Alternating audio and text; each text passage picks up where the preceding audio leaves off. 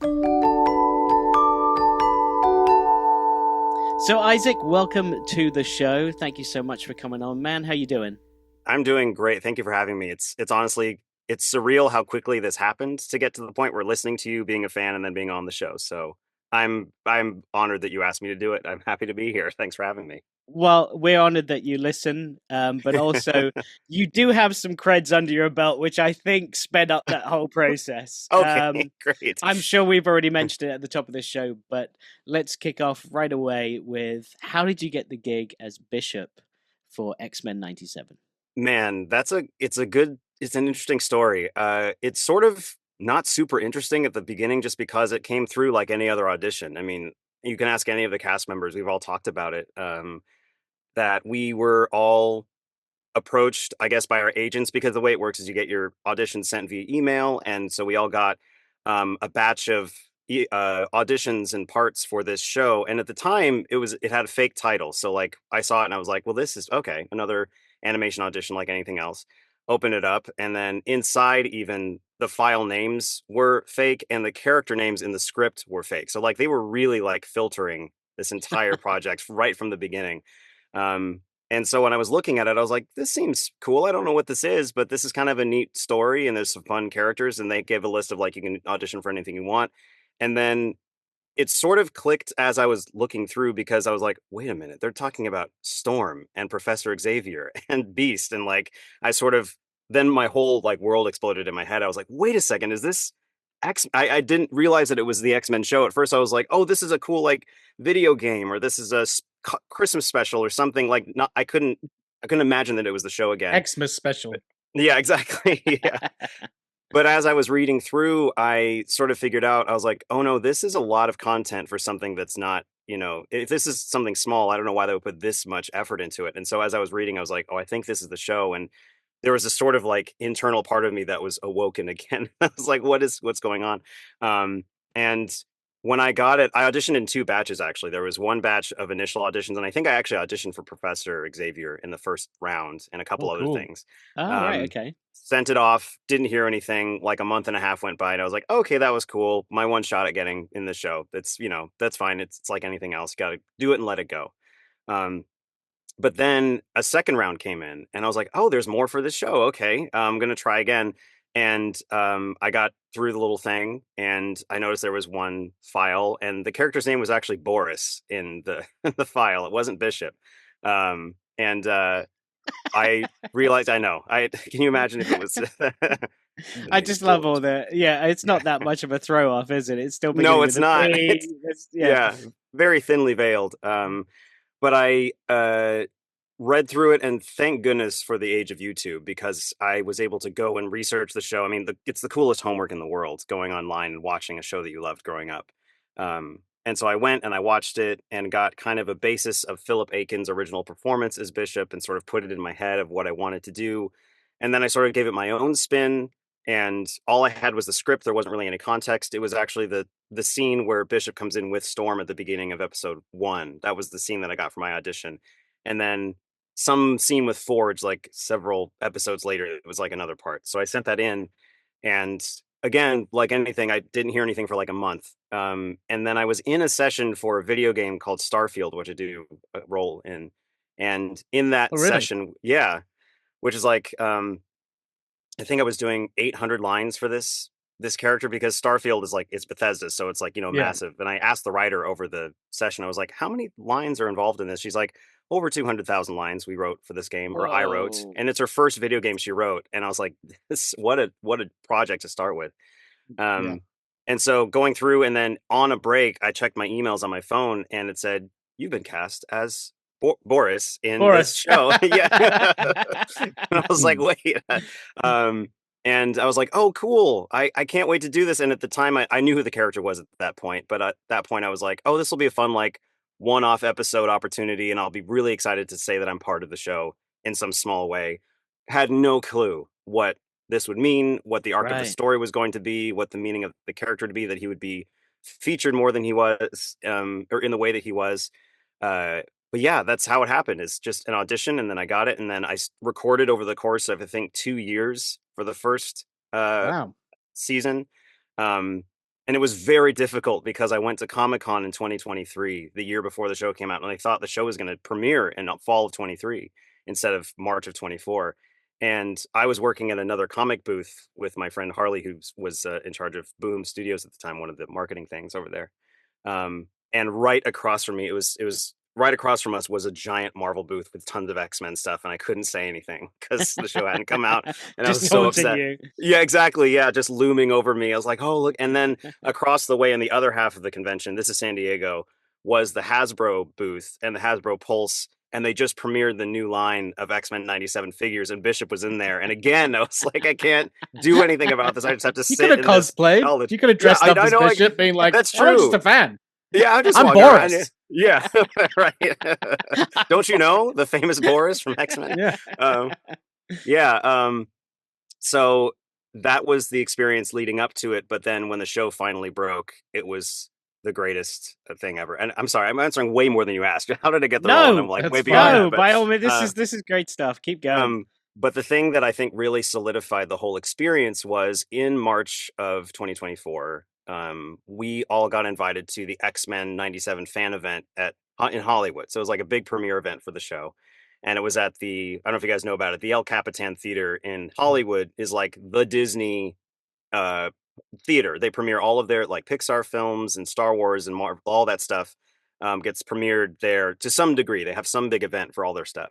And they had one for X-Men. And so I got to invite my mom and my brother with me and one of my best friends, Brock Powell, who's another amazing voice actor. And it was cool because my mom, I'd grown up doing voices my whole life and imitating stuff. And that's one of the reasons I said I connected with you guys is because the bits that you do very much remind me of the stuff my brother and I do, just with different voices and scenarios and laughing with each other.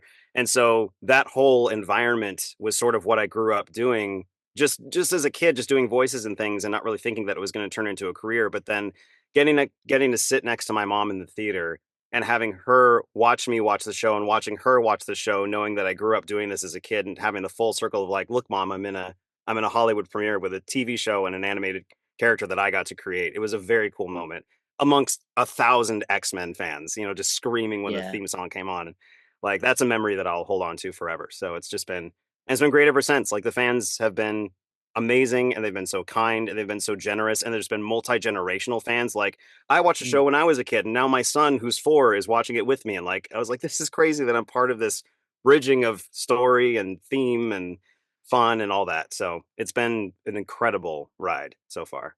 Well, that's so cool, dude. I'm so Yeah. glad you got that experience, and thanks for sharing. Because, Yeah. yeah, to think about watching a show as a kid and then being on that show, Yeah.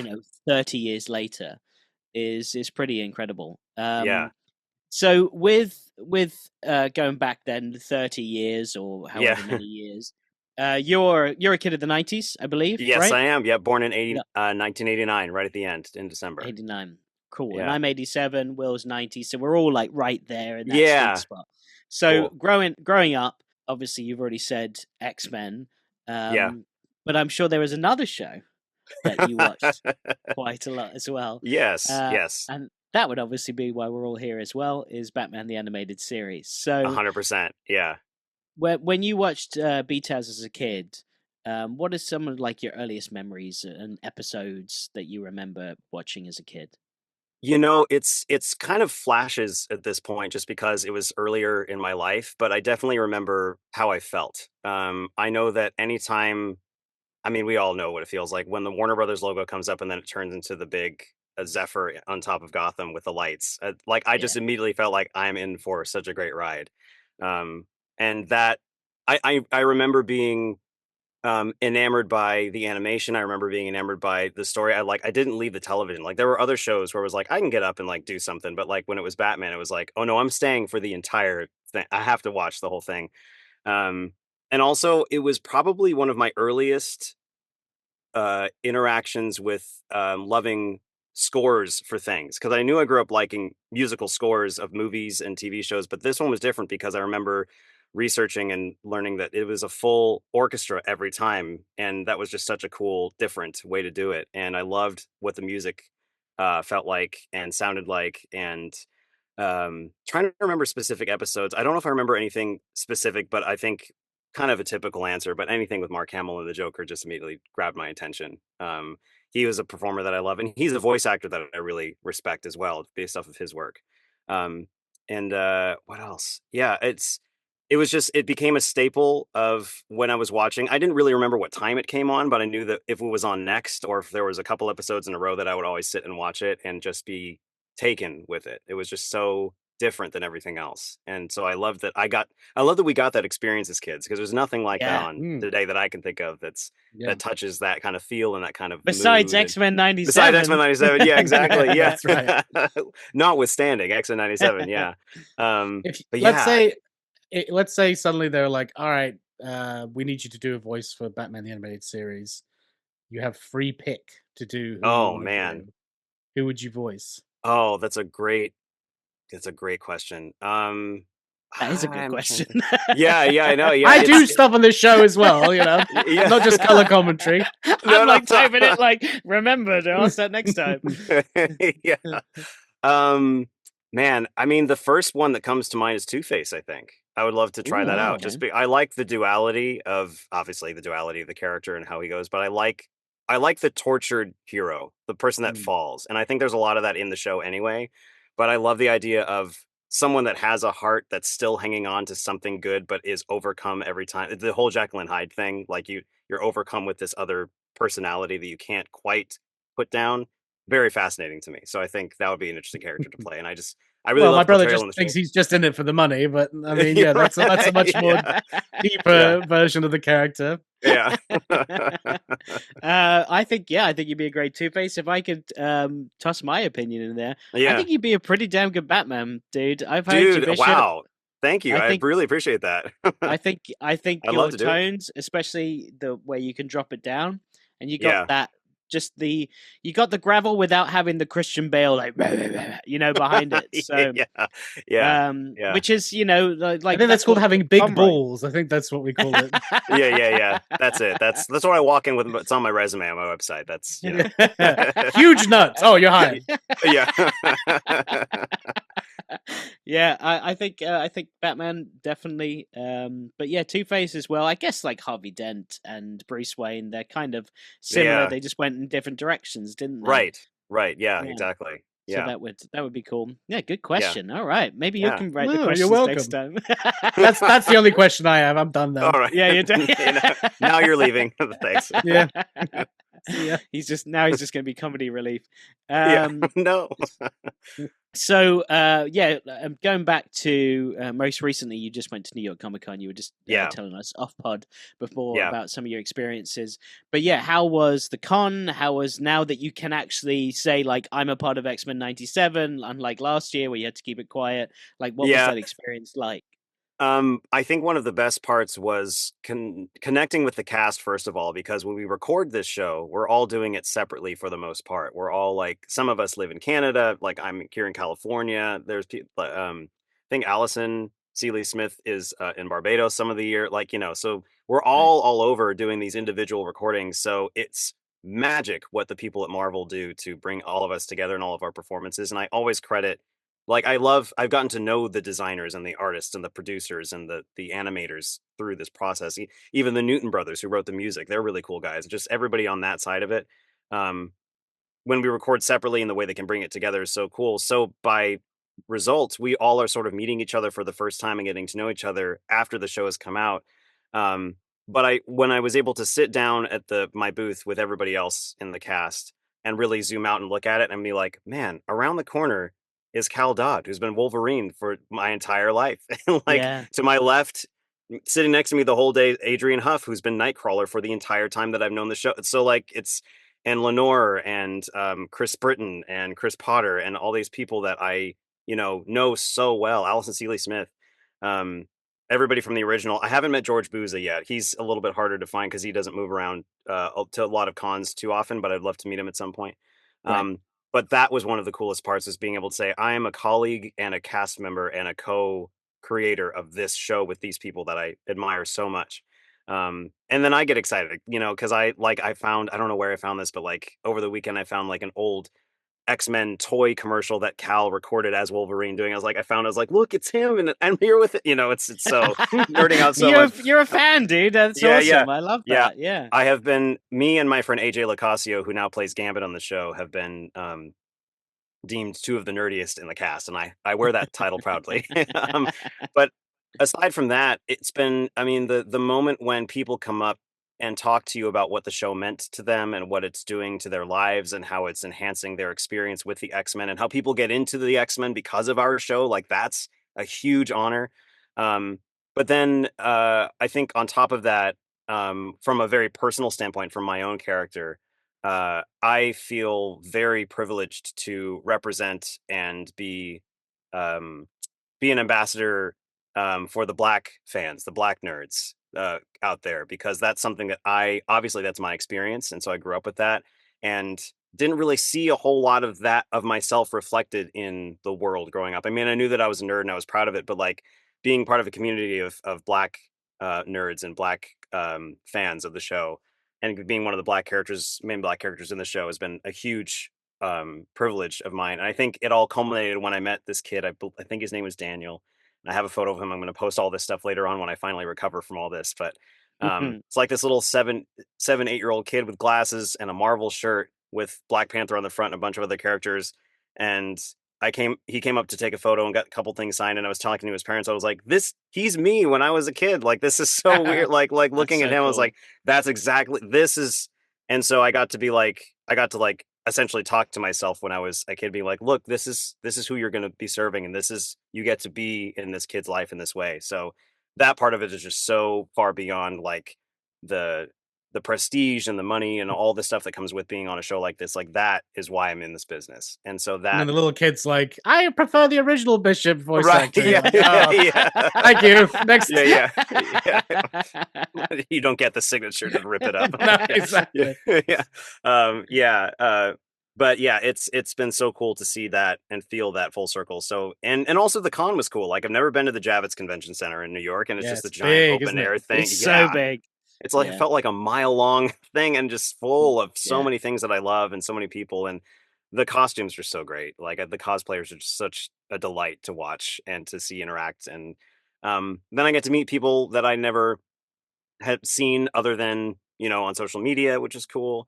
I got to see some fun premieres of things, like Lego finally officially announced the X Mansion Lego set that's coming out next month, and they had it on display. Cool. I didn't see that. I haven't seen that yet either. That's cool.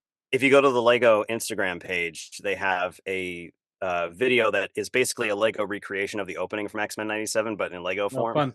So, and there's a few different characters in it, like Iceman is one of the characters in it, and things like that. But yeah, so seeing things like that. Part of the set? What's that? He is part of the set. I was very happy. Right. I was like, he made it in there. And I actually commented on their thing. I was like, I can't believe a character I voice in a show is now a Lego figure. And that was, it's cool. like, yeah. So, well, so you know what you're getting for Christmas this year. Yeah. If my mom is listening, you know what Does your mom listen to this show? Yeah, no, she's aware of you guys. I've shared it with you, but I don't think she listens like as religiously as I do. But I'm putting it out there just in case. She will listen to this episode for sure. She's like, I watched the show when you were younger. I don't want to then listen to a bunch of nerdy guys talk about it 30 years later. Yeah. I'll watch an episode out of Hollywood premiere sitting next to you, but I'm not going to go out of my way to watch X-Men. I have my limits. Yeah. Well, you also voiced King T'Chaka on X-Men 97 as well. So was that a sort of...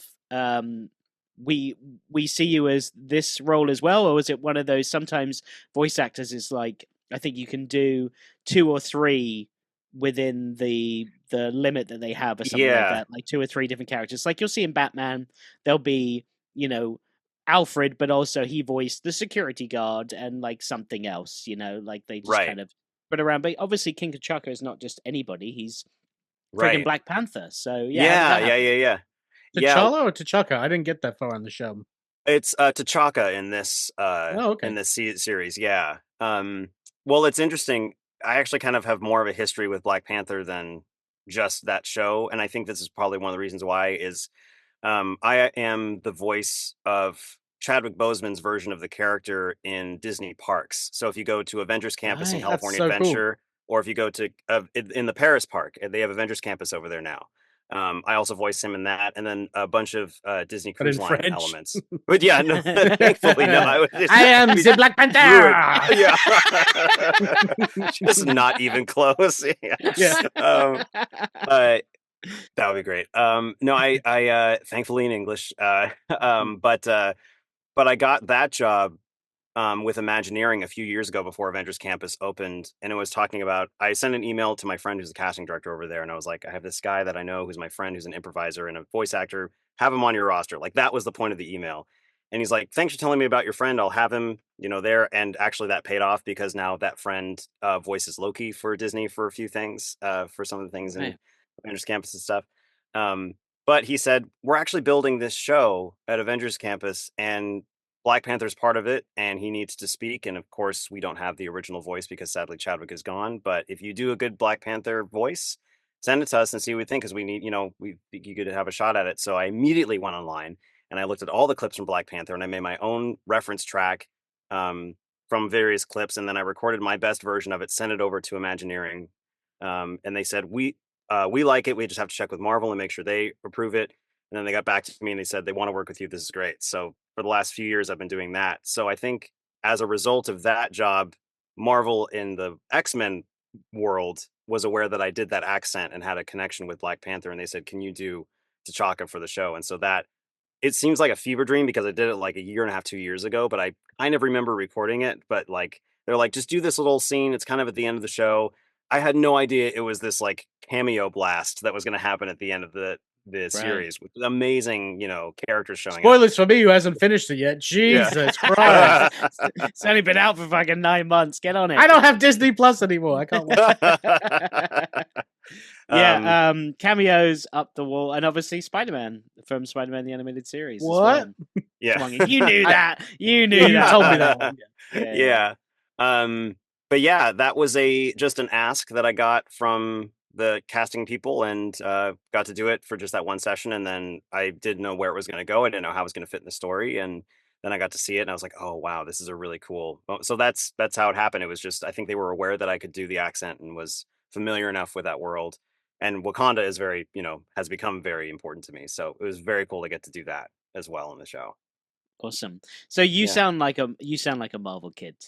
I am a Marvel kid. Yeah, definitely a Marvel 100%. Kid. Yeah. I mean, obviously, you're under the Disney label right now, so I think you're contractually obligated to say it anyway. I can say nothing else. Yeah. But yeah, so DC-wise, was it just Batman the Animated Series or the new Batman Adventures? Like, was that the only DC that you experienced as a kid? No, I mean, it was Batman the Animated Series. It was Batman Beyond. It was the movies, the 89 movie. And what else? And then it was the Christopher Nolan films was really like brought me into a whole different feel of it, which was great. But yeah, it was definitely part of my enjoyment of comics and everything. But yeah, I think there was definitely a skew toward Marvel because I remember seeing Spider-Man in 2002, which I can't believe that movie's 22 years old, but seeing it and that movie launched my love of Marvel. Like I was drawing Spider-Man all the time, and I was reading like magazine articles, and I was so excited. Like I set like a celebration for myself when the DVD got released. I was so stoked to go to Blockbuster and buy it. All these things. But yeah, Spider-Man. Those are the days. Those are the days. Man. The best days. Yeah. My first date was for Spider-Man 2. I remember that. Oh man, good. I'd already seen it, but I was like, I'm paying more attention to this film than my date. I was 13. So however old I was. Yeah. And I'll Didn't tell go on you, a second date then. Yeah, right. And I'll tell you too. Marvel has sort of found its way into my life in obvious ways, but also in ways I never expected. But I worked at Disneyland on and off for 11 years as a cast member, as a performer there for a long time. And one of the perks of being a worker at the park is you can go to the studio lot whenever you want because you're technically part of the company umbrella, so you can go and walk around the lot, go to the commissary, walk through the old buildings and all that. And I love that because I love the history.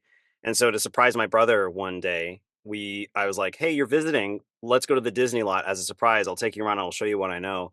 And there's this central area called the Legends Plaza, which has handprints of Disney legends, which basically that's the highest honor the Walt Disney Company can bestow, is a Legend Award, which means you have significantly contributed to the company in some artistic or some large way in the history of. It's very cool. It's like their Oscars, you know. You get a statue, you get a cool pin, you get a ceremony, you get your handprints up on this amazing display of pillars next to the statue of Walt Disney. It's like this very prestigious thing. So we're walking through, looking at all the Mickey makes you dinner, tucks you in at night. Exactly. Yeah, that kind of story. Yeah, it's pretty great. Yeah. And we're walking through the Legends Plaza, just my brother and I, and these two guys walk past us, and we were like, there was no one else around. By the way, this is just completely like normal studio day, kind of at the end. Nobody was really there. Two guys walked by, and my brother was like, you know that guy looks a lot like Stan Lee, doesn't it?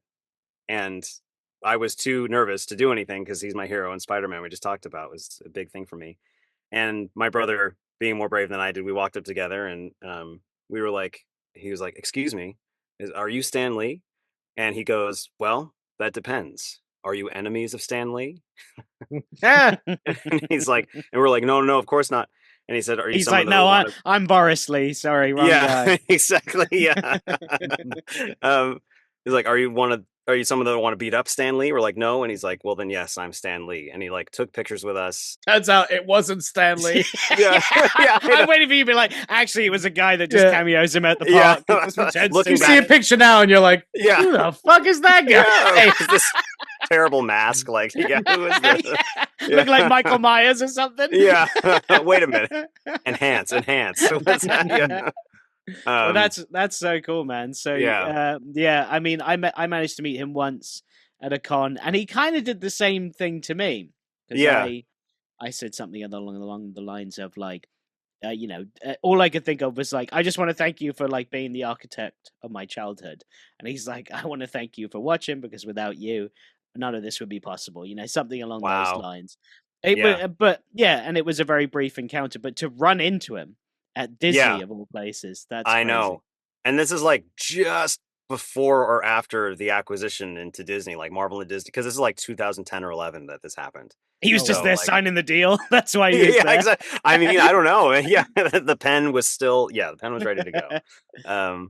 But yeah, so Marvel has always been sort of the leading force in my love of comics and everything. But you know, all of it's great, you know. And I'm sure you have a huge Will Robson Marvel collection of all the comics Will Robson's drawn. That's why the door is closed. I don't want to expose that to the world. You know, I understand. Yeah, I do the same thing with mine as well. Yeah, I have 100,000 copies of Mobster Mash just sitting below me. Not if it doesn't get funded, mate. You won't. Yeah, I know. I was laughing when I heard the. I was going to say, when this comes out, we don't know now, but Will is aware now if it's funded or not by the time this episode comes out. This could be my last episode of Batman the Animated Series. He was e-begging last week. We're all aware, but I think it worked. Yeah, and I'm hustling right now. I'm giving away free art every single day on Instagram to try and get people to back. So it's going up. We're 5,888. We're at right now. So 1,000 something to go. No, 2,000. Oh God, too much money. Anyway, everyone, go back Mobster Mash unless this comes out and it's over. And if you didn't, well, goodbye. Anyway, back to the interview. Sorry to bring up the sore spot. Thanks, man. Thanks, Bishop. Yeah. Thanks, Boris. That's it. Yeah, I deserve that. So, being a Marvel kid, obviously X-Men. Did you watch a lot of Spider-Man the animated series as well? Totally. Yep. That theme song will live with me for the rest of my life. Spider-Man comics. And the games I played, you know, even no matter how terrible they were, I got every like version of like a Spider-Man movie adaptation game or like the PlayStation game or whatever. So I love the PlayStation game. Yeah, it's so good. And like the intro with Stan Lee and all it's so fun. That's all true, that stuff. Yeah. I'll meet you in the Disney park someday. Yeah, right, exactly. How does he know this is like back in the 90s? Just telling me in the game. My Stanley's a bit Gilbert Godfrey, actually. I'm Stanley. So you're leading straight into the next question, which is, as a kid, you're talking about video games. Were you getting the toys? Were you getting the games? Like, what was your go-to like toys or games? Like, what were you a fan of as a kid growing up? Started off with Star Wars, honestly. Right. Okay. So moving fandoms completely away from Marvel, but like, yeah, my brother and I, my sister-in-law saw the movies when they originally came out, and so had kept her toys from 1977 or 8 or whatever, and like donated them to us because she knew we were such big fans. So we would make up our own stories, and I would bring out my old like high 8 video camera and like make really terrible shots of like the characters and everything, and we make up our own adventures. But Star Wars was a big one for my brother and I. And so when we discovered things like we discovered the movies and the book, they had like the adaptations on tape and things like that. And we also watched, I don't know if you guys know about the Star Wars, the animated stuff, like the Star Wars Droids special. Like we loved that. Right. Oh, really? Yeah. I don't think maybe you guys were the only ones that loved that. We funded the entire end of that part of the company. We love the holiday special. That's our favorite. Yeah, it's I own all the versions. No, Laserdisc. Yeah, I think the go-to were the action figures, and whatever else we could get our hands on. And then, of course, as we grew up, then became like heavier collectibles like lightsabers. Like I have this is right here, just nice, all that stuff. But yeah, we really bonded over that a lot. And then when we got to be able to invest more in the movies and watch them more and figure out what the stories were, and we got to learn more of the lore because of my sister-in-law. Like, she was really cool. She like told us like all these stories about Obi-Wan and Anakin. Like, that was like, what, this happened? I had no idea there was this backstory to this whole thing that we love. But yeah, pretty much the action figures is what we could get our hands on at the time. And then games sort of slowly rolled in. Like, I think around the GameCube era is when we started playing stuff. Nice. But yeah. It was Rogue Squadron. Rogue Squadron for hours. Love that game so much. Yeah. And there was a Batman video game that I loved on GameCube that was in the style of the animated series. Something like that. Yeah, I can't remember. But you always say Xintao. It's like something Xintao. I think I said Tao Zin. Isn't it? I think it's Tao Zin. Yeah. Now I don't even know. So I think it's Xintao, bud. I think you said this last time and it was wrong. I have no idea. But I know the game you're talking about. Yeah, I know and there was also Batman Vengeance was another animated. Yeah. I think that was on GameCube as well. Yeah, I played all of those. They were great. And also it's all the voice actors coming back. So it's fantastic. Yeah. Absolutely. So how'd you get into voice acting then? That's what I was about to ask. We both host the show. It's fine if I ask questions. Do. Yeah, no, by all means, yeah. It's interesting. So I didn't know that it was voiceover until later on that was what I was doing. But basically, I mentioned to you guys earlier that I've been doing voice impression since I was a kid. I think it started with, my mom told me it started with her voice. And when I hear people speaking, I don't hear it as speech. I hear it as music. I hear it as a melody. Mm-hmm. A lot of voice actors will say the same thing. It's like rhythm and melody and pitch and tone instead of the words. So that's what I focus on because I love music. I've been a singer since I was a kid. I love anything having to do with instruments and all that. Fascinated me. So I would imitate things that I would hear, even if I couldn't speak yet. One example my mom has told me is that there was some point in the early 90s where I was walking around, I think like just walking around in my underwear, just like saying something random. But she's like, but the tone is consistent. The thing is consistent. It's not like random, like it's not random completely. Like something's, there's a pattern here.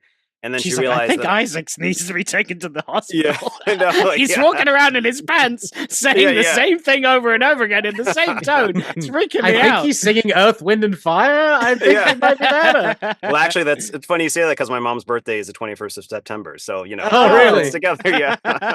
But yeah. This is actually just a big therapy session for me, so thank you guys for letting me. You're welcome. Trauma. I'll bill you after. Yeah, right. Oh no. So we need 2,000. How much, Will? Yeah, 2,250 quid. Yeah, just gonna look into my account's been like just debited automatically. You got Bishop money, mate. You got it.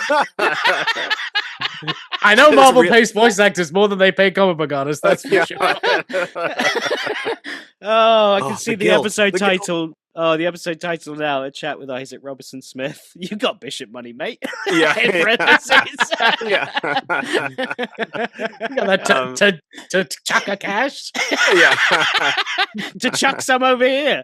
Yeah. God. Okay, so yeah, walking around in your pants. Singing, and singing. And she realized I was doing Poor Unfortunate Souls from The Little Mermaid was what I was trying to do, but couldn't really say the words. But it sort of started from there, and then it like evolved to like imitating like Baby Gonzo from Muppet Babies for like a year straight, and then any cartoon that I saw, and then that evolved into my brother and I watching things like Pokemon and Yu-Gi-Oh, and like making up our own episodes with those voices. And so it was just this thing that I did. It was never really intended to be anything more than just something fun I did with my brother. That was a cool way for us to bond and have good time, we playing did and telling stories. Exactly the same shit as you. Yeah, you get it. 100%. Yeah. Oh yeah. So it's very And then in high school, I was around my friends and we were talking about, I don't know, we were talking about like SpongeBob or something like that, or some show. And I was talking about how I could sort of do some of the imitations. We were 25. Yeah, exactly. Yeah. And I started doing impressions from cartoons that I had watched that we were familiar with. And they were like, whoa, I didn't know you could. So I became like the guy at my high school that did voices. And it was actually very fortunate because I went to a performing arts high school. And so there was sort of that vibe anyway.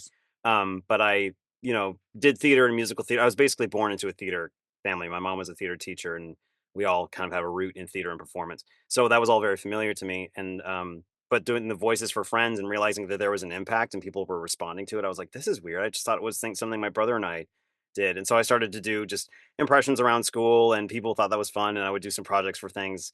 But then my whole world turned around when I was watching The Simpsons one Sunday, like we usually did.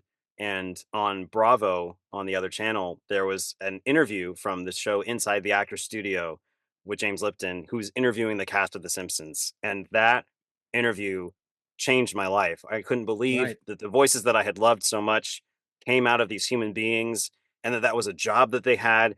And like in that like 20 minutes or whatever I was watching, it was like, oh, music and theater and voices and impressions and storytelling and all of it. And all of it came together in one. I was like, there's one job that has all of that stuff. And I was like, I want to do that for the rest of my life. I don't care how it happens, but that is what I'm supposed to do. And so that was the end of high school, going into college, then taking more theater classes, taking voiceover classes, building myself toward getting a demo and an agent and all that. And then that leads up to now. But yeah, that Simpsons episode interview completely flipped everything for me. So that's how I got into it. Man. Yeah. But that's, I love that's how you can happened. Pinpoint that as well, that exactly where it came from. I love that because okay, come on then. What are your top 3 impersonations then? Okay. Like you think are your most spot on ones? Well, for a couple of years I did Turtle Talk with Crush at Disneyland, which is a show with Crush from Finding Nemo. And so I'm trying to remember some lines from that. Which one?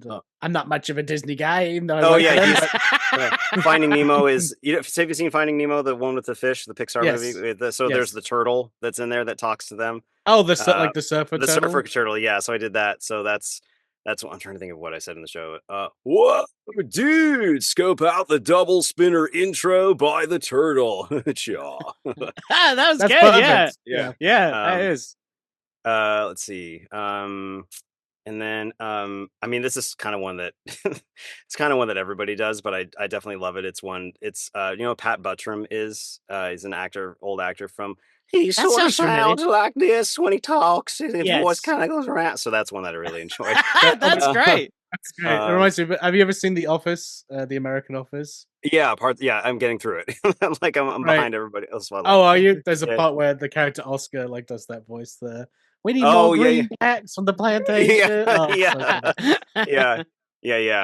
And then I mean, one that I don't know how accurate it is anymore, but one that I definitely love to do was the Twilight Zone, Rod Serling, because that was one of my favorite shows that I watched as a kid. And I went on the Tower of Terror all the time, the California Adventure, but I would spend lots of time just doing this voice, trying to get to a place where you feel more and more creeped out by what I'm saying.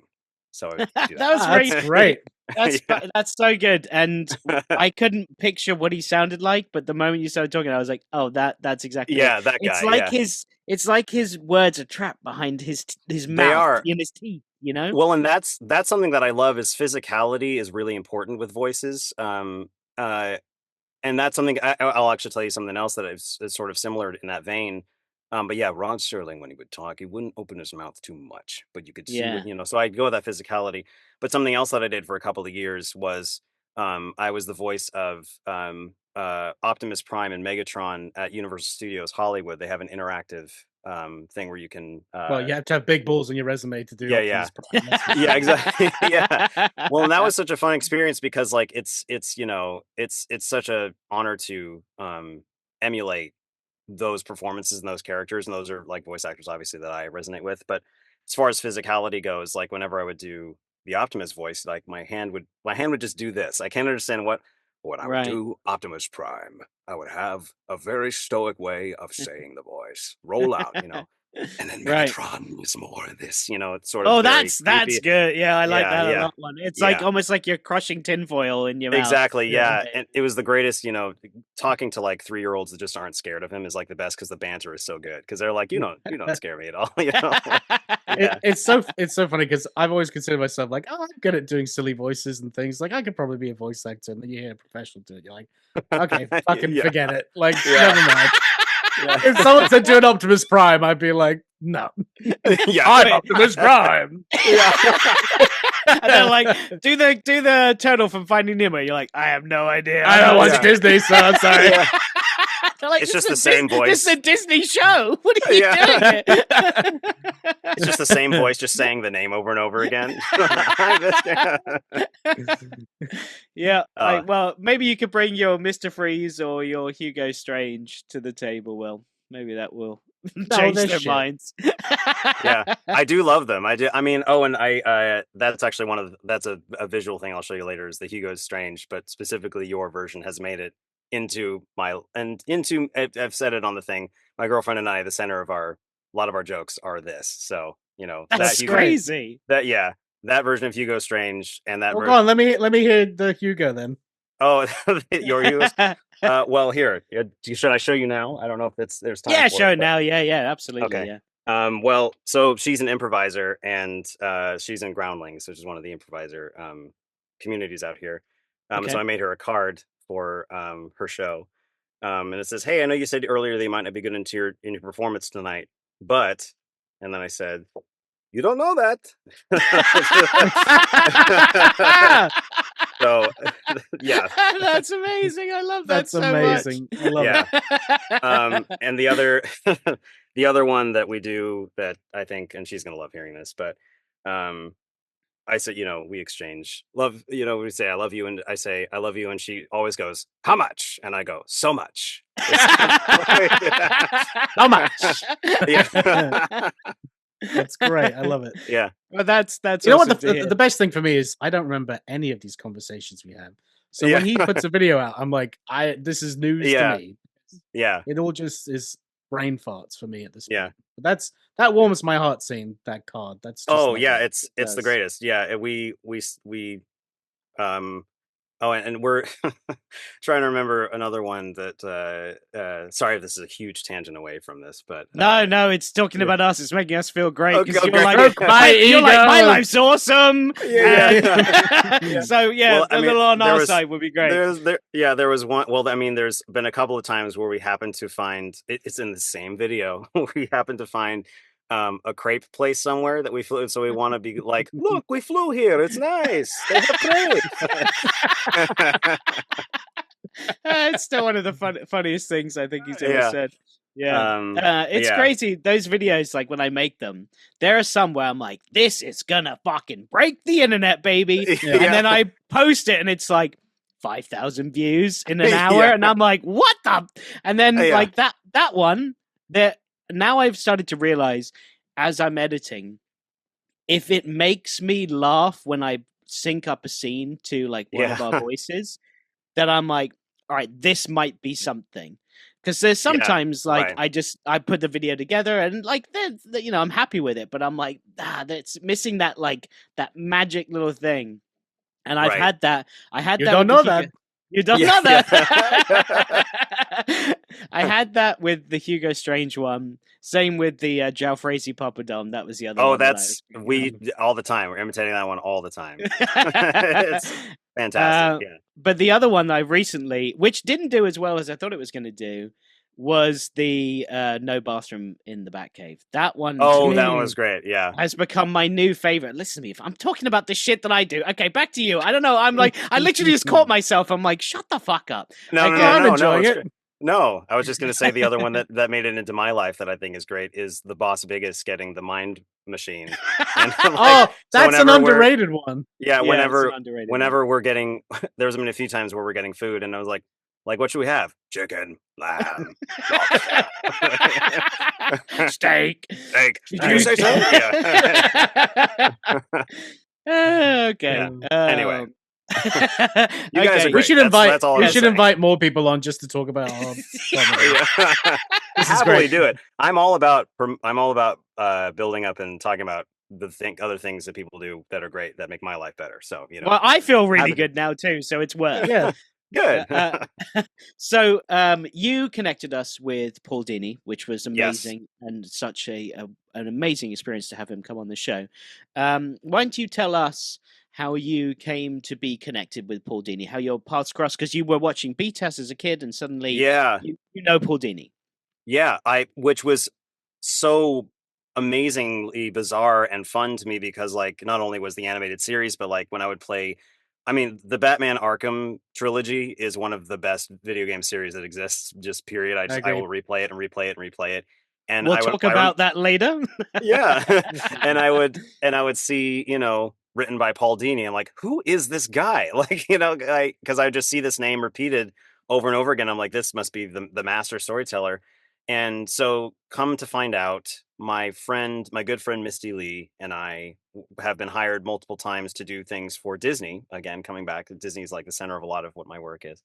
And she and I became really good friends, and we've loved being able to learn more about each other and enjoy each other's company over the last few years.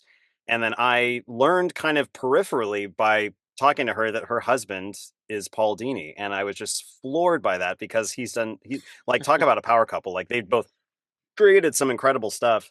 But yeah, so I got connected because Misty and I did voiceover work together, and I got to learn about her life. One of the things that I don't know if you guys know, but Misty is the voice of the clickers in the Last of Us video game and in the show. What? That sound. That's crazy. Oh, I didn't know that.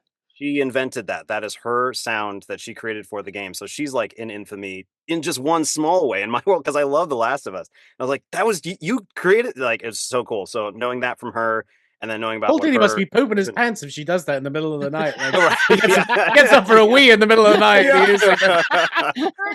Noise. Oh, so I would not. He's moving around her slowly, not to wake her up. Yeah. Creeping. Yeah. He's never coming back on this show. No. Yeah, I know. I heard the other. Yeah. He's. I'm sure there'll be a chance at some point in the future.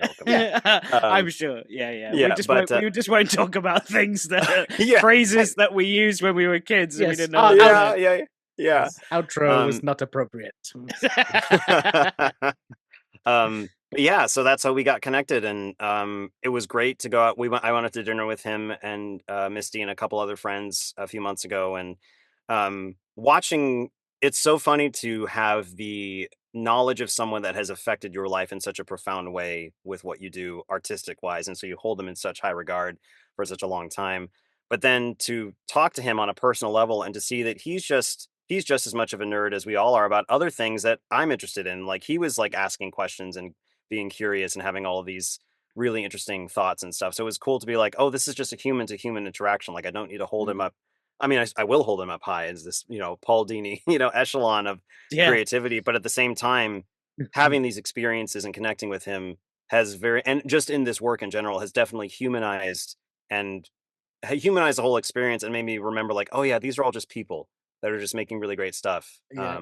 That's how I feel, except when it comes to Tom McFarlane, because I hold him up like Goku holding up a spirit bomb. Oh, fuck me. Forget it. Yeah, I get that. Yeah. I can't talk to him hey, he's just a normal guy, because one, he's not. He's a mind in his own.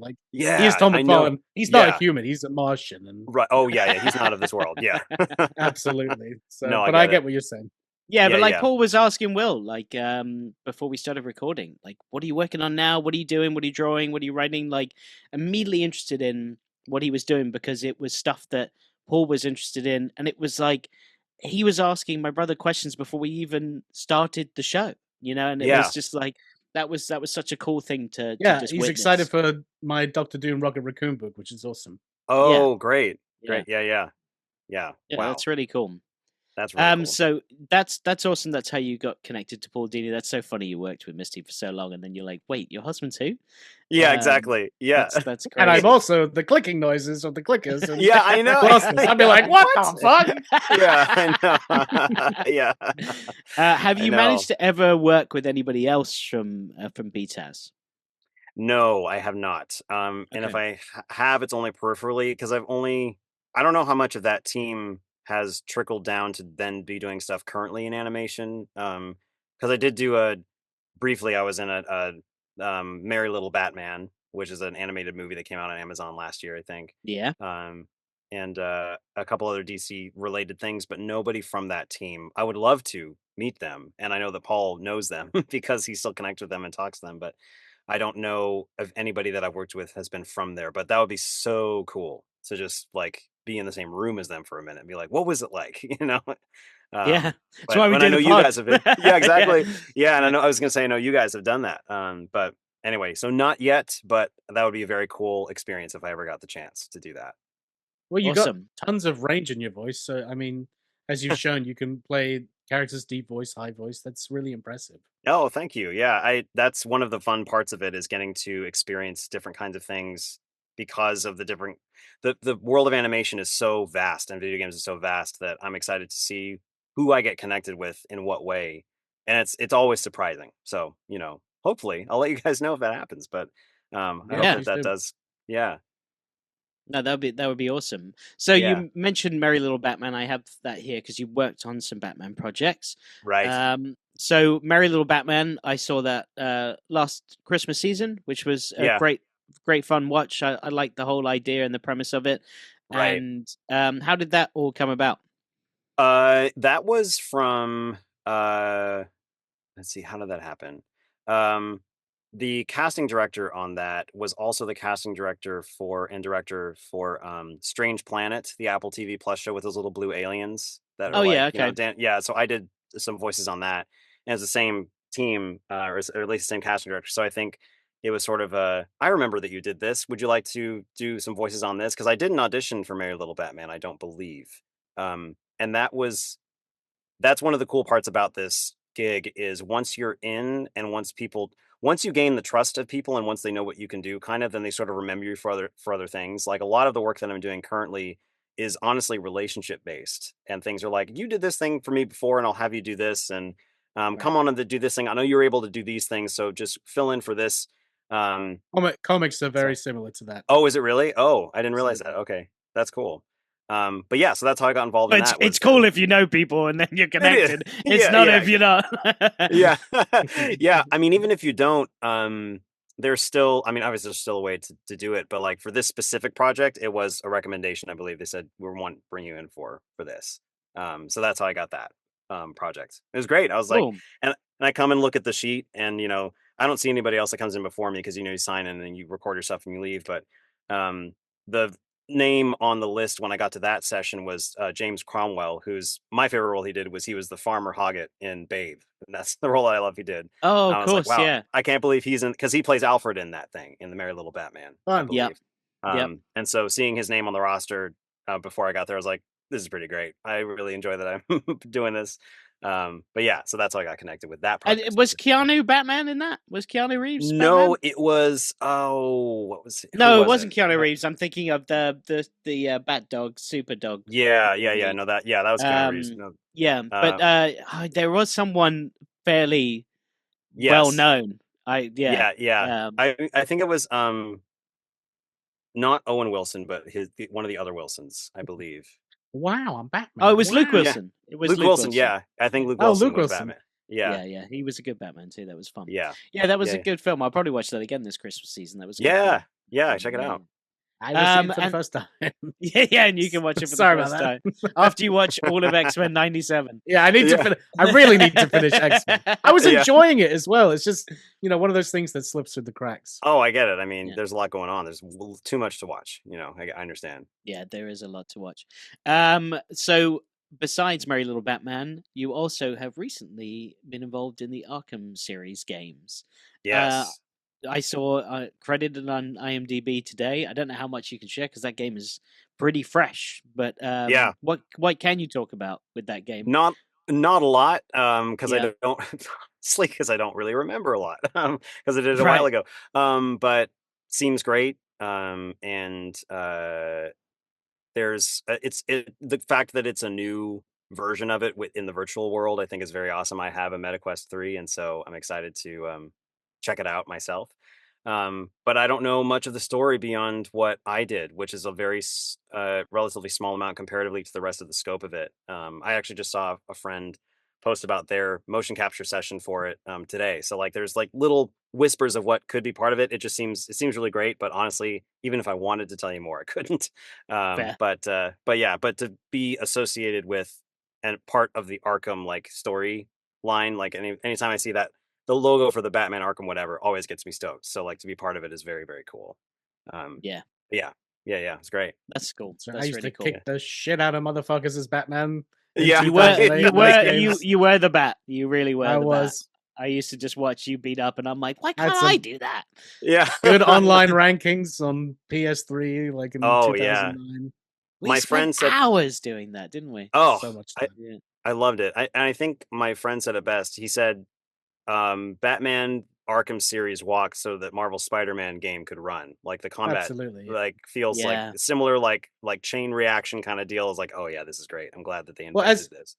As a kid that grew up on loving arcade games and Streets of Rage and like the Turtles, this was the next step in a beat 'em up, and like it's like everything I could ever want. Like even to the point where they had those amazing, like once you beat the game, you could play like all the little after games.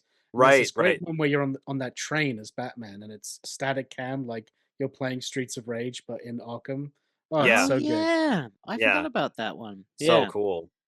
Yeah, great games. Well, I look forward to it. I don't have the latest and greatest, but Will, do you have that? No, you don't have that. I have a PS5 and I've played fuck all on it. I really regret buying one. I couldn't play Starfield because I have a PS5. So right. I'm just holding on to it until GTA 6 comes out, and then I'll probably Right. Well, yeah. I mean, maybe I'll get to play it, but I'll listen out for your voice. But it seems like you're everywhere these days, man. Like you're just popping up on all sorts of media, which is really cool. And I think with the range in your voice, sometimes I might not even know it's you. Because like you're throwing us off with all these different tones and ranges. Yeah. Oh, thank you. I think the fandoms that I'm still trying to get into at this point that I have left, I think are still haven't done a Star Wars project. And I still haven't done. I mean, it's a matter of time now. I think. Yeah. With you with Disney. Yeah, if you're tight with Disney, absolutely. Yeah.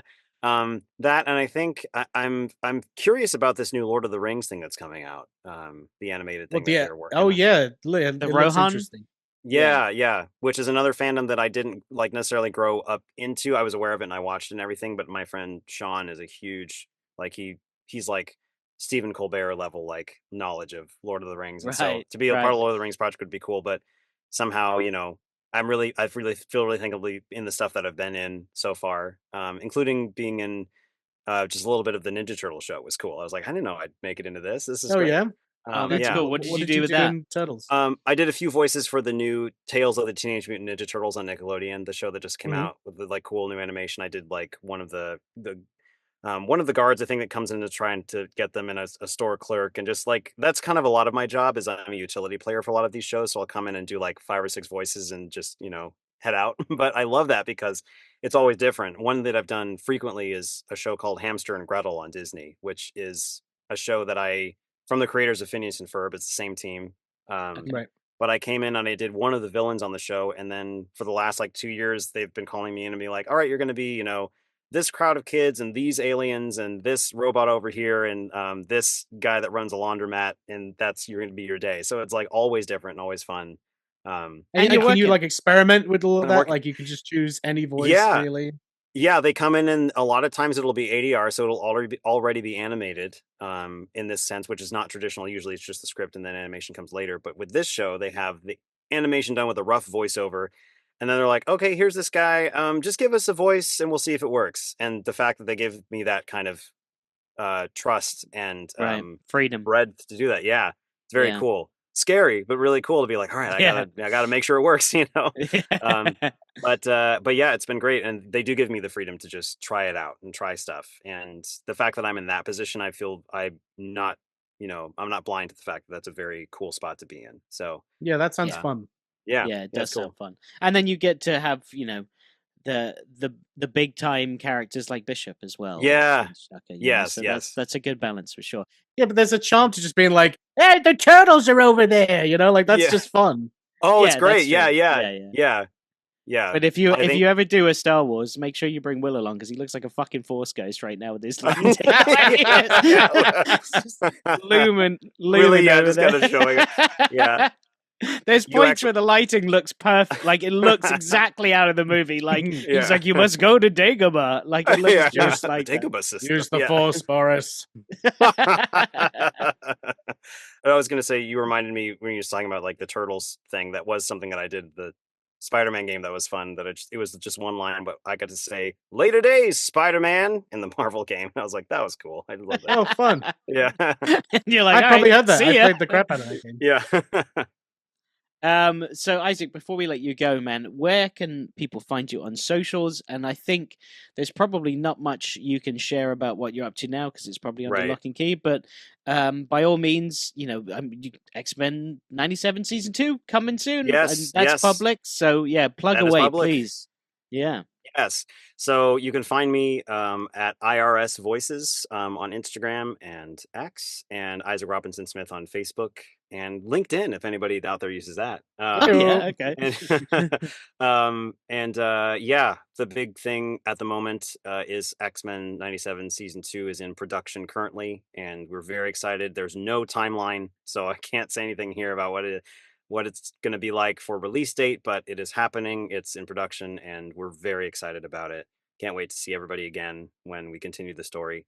You can follow all the stuff that I'm doing there on my social media, and I'll post about whatever I can when I can. But yeah, that's what's going on with me. And unfortunately, everything else is under lock and key and put away until officially they say I can talk about it. So, but good stuff coming. So. Oh yeah, I look forward to seeing all of that stuff. And yeah, you post quite regularly, and there's some great stuff you've been posting. All the stuff from New York Comic Con looked great. So yeah, everybody go check them out on Instagram, especially because that's where I think you're mostly active, isn't it? It's on Instagram. Yeah, definitely. Yeah. And the app formerly known as Twitter. Exactly. Which we don't like around these parts. I've just stopped using it. It's just weird now. Oh I'm not really there very much. Yeah. No. I do have one final thing to show if people are watching the video. Yeah, absolutely. Yeah. Artifact. This is back. This is 10 years ago now that I had this done. But this is a comic that I bought from my comic store. This is the first print of this, and I got it signed. And I'll try to show you as best I can. But that is a lovely. That's a killing joke. 9.6. And 9.6. that's 9.6. Yeah. And that's Kevin Conroy's signature right there. No way! Wow, cool. So that was so cool. And it was really meaningful because this is what I got it signed in 2004. Actually, almost exactly 10 years ago. So this is November 1st, 2014, and it says "To Isaac from Kevin Conroy" or by Kevin Conroy. And it was neat because the line wasn't very long. He was taking his time with everybody, and really appreciating the people that were coming up to say hi to him. And it was neat because I told him very sheepishly, which I'm sure thousands of people did, but I said, yeah, I'm trying to be a voice actor someday. I really want to do this. And I just moved to LA after college, and I was saying, like, this is what I want to do. And he was so kind. He was like, oh, that's great. You should look up and see if Andrea Romano's doing classes. Like, she's a good person to talk to, and you should look into that. And he didn't even blink to give me advice and to support me going forward with the career. So I owe a lot to people like that, and so I'm really happy I have this little piece of his history. What a legend! That's costs nothing to be nice, Yeah, If people come up to me at conventions all the time with comic book advice, I always have an ear for it. I'm always happy to give advice, because it's all because I'm gonna go on a mini tangent here before we end, but it's all because of this great story Tom McFarlane told where he was a kid and he went up to Stan Lee and he was just like, "Oh, fascinating!" And it was an impersonator. Yeah, he's like, "I'm an enemy of Stan Lee." Gilbert Godfrey, yeah. But he said like, "Oh, I'm a huge fan of your work. I want to do comics one day." So Stan Lee said, "Well, why don't you join me for the rest of the con? You can see how this works." And Todd sat with Stan Lee for the rest of the convention. He was so nice to him, and Todd said, "If I ever make it, I'm just gonna do the same thing. Just be as nice to people, and if they want to work in the industry, I'll give them the best advice." And he's given me that advice as well. So I always try and pay it forward. So to hear people like Kevin Conroy doing that is great. I'm sure you don't. I'm sure you tell people to fuck off, but that's your problem. Yeah, well, you got it. Yeah. When you work for Disney, that little kid you saw with the glasses. Yeah, you don't know what happened after that photo. Yeah, that's right. Yeah. Where's my money? Yeah, right. It got very violent very quickly. Yeah. I got that bishop money. Where's my money? Yeah, and now we've come full circle to who I really am as a person. No, I love those stories, and I love that, those encounters, obviously, like for Will, and I'm sure for you, Isaac, those are the things that you then pay forward. You do that when you're in that position, and that's how the wheel keeps on turning. That's how other people, manage to pursue their dreams, is by getting advice from people that they look up to. So that's awesome. Right. Yeah. Well, I think that's a great place to close, man. So thank you so much for coming on the show. Thank you for listening to the show as well. It's, are you kidding? It's really cool. It's a joy every single time, and the more people I can tell, I think it's the gateway drug is the Hugo Strange clip. I'm like, watch this and tell me what you think, and then go and listen to these guys. I'm serious. It's like this, just in podcast form. So yeah, that's awesome. Anytime I can share. The fact that you told me that Paul Dini was walking around his kitchen saying "I biffed it" like that. Yeah, he was. Put the biggest smile on my face. Misty told me like he would spent the next 20 minutes just walking around underneath. Oh, and actually, that is. I will close with this. Again, bringing my girlfriend Ronnie and I into this. That's if there's ever a time where we mess something up, or like we're frustrated about something to break the hard tension of an art, we just go, "I beefed it." It brings us back. Our smiles. We start smiling again. We're like, okay, things aren't as bad as we thought, and like it puts a light touch of humor on whatever's going on. So thank you guys for giving that to us. Like, it's seriously a gift. So it's so would you say that, because that's literally how I've used it in my life. Me and my wife have always said, "I biffed it." Not in a Hugo Strange accent, mind you, but we always go, "I biffed that one." Yeah, biffed that one. That's so funny that you use it in that context. That's great. Oh yeah. So thank you for healing the world and bringing laughter with our very silly voices and stuff. With our free podcast. Yeah. I biffed it. We biffed it. We biffed it. Oh. Well, Isaac, we'll definitely have you back on. Hopefully, probably to review an episode if you ever wanted to come on. And, that would be great. Review an episode with us, and maybe bring your girlfriend along as well at some point. Oh, she was so sad she couldn't be here. She said whenever we can come to the UK and meet you guys, she was like, "I'm so sad I couldn't be there." She had a work thing, but she was very sad. She loves what you guys do, and so she would be happy to. That's great. Talk to me. That's awesome. Yeah, no, we'd love to meet her as well. And yeah, if you're ever on the UK, we'd love to catch up and see you in person. That'd be great. That'd be awesome.